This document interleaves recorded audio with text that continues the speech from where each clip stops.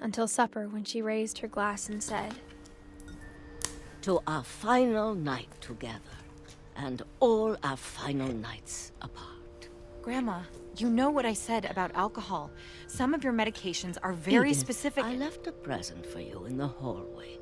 Why don't you go open it? The grown-ups have to argue now. I'm sorry, you're right. We're all leaving tomorrow. Let's just enjoy our last... I'm not leaving. Edith, you're excused.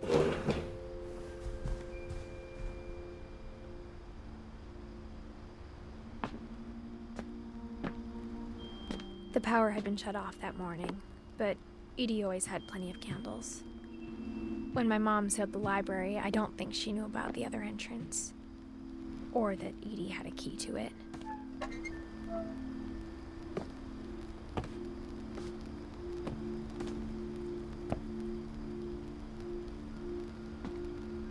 That thing you're afraid of isn't going to end when you leave the house. Edith has a right to know these stories. My children are dead because of your stories. I think it's best if Edith and I leave tonight.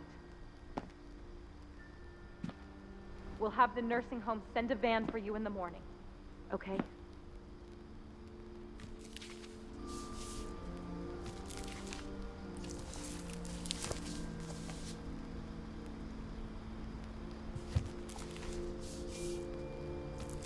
Dear Edith, there's so many stories I wish I could tell you, but there's only time for one.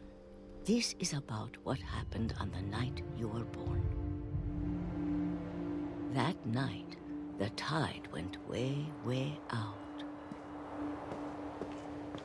It was the first and last time I ever saw the old house aground. There'd been an earthquake out in the middle of the ocean. They called it the lowest tide in 1,000 years. God, it smelled awful. You know, I've seen that house every day of my life. But I never thought I'd go back to it. When the fog rolled in, I lost my way.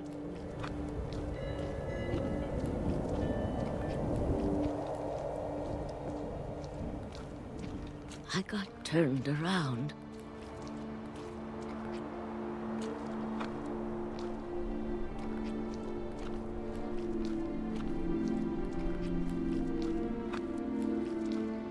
I started seeing things.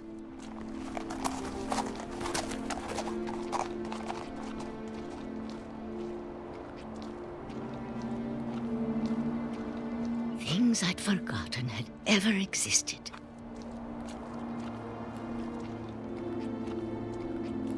But when I saw them, they felt like old friends. That night, a lot of things came back to me.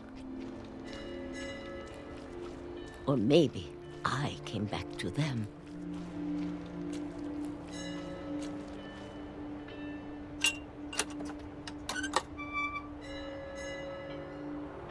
Things I can't explain, but that I need you to try and... Edith, what are you doing in here? It's mine! Edith! Mom, you're gonna rip it! Let go!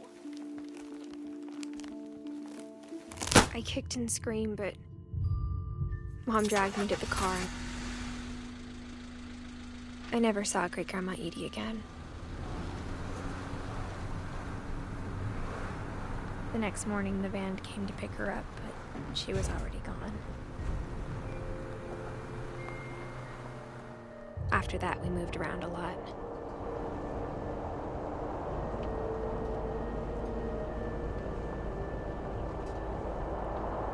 We both tried to make the best of it.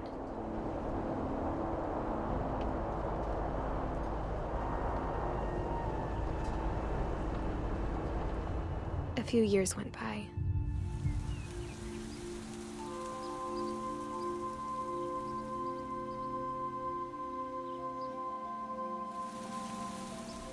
My mom didn't like to talk about it,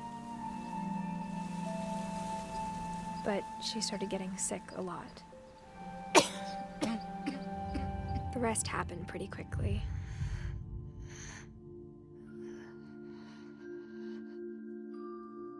She got better for a while, and then she didn't.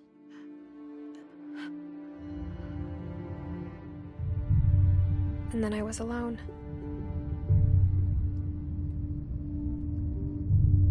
The last Finch left alive.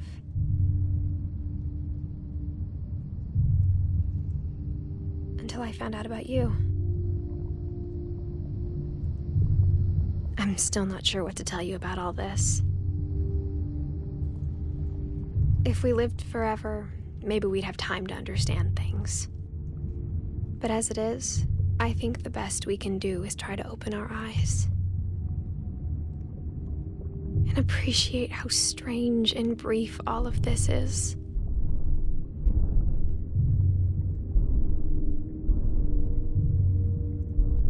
This journal was supposed to be for you.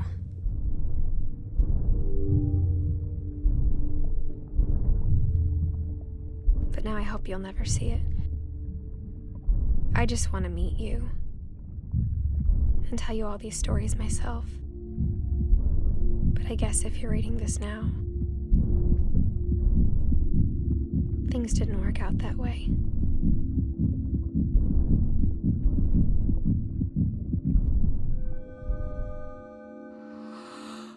This is where your story begins. I'm sorry I won't be there to see it. It's a lot to ask, but I don't want you to be sad that I'm gone. I want you to be amazed that any of us ever had a chance to be here at all. Good luck.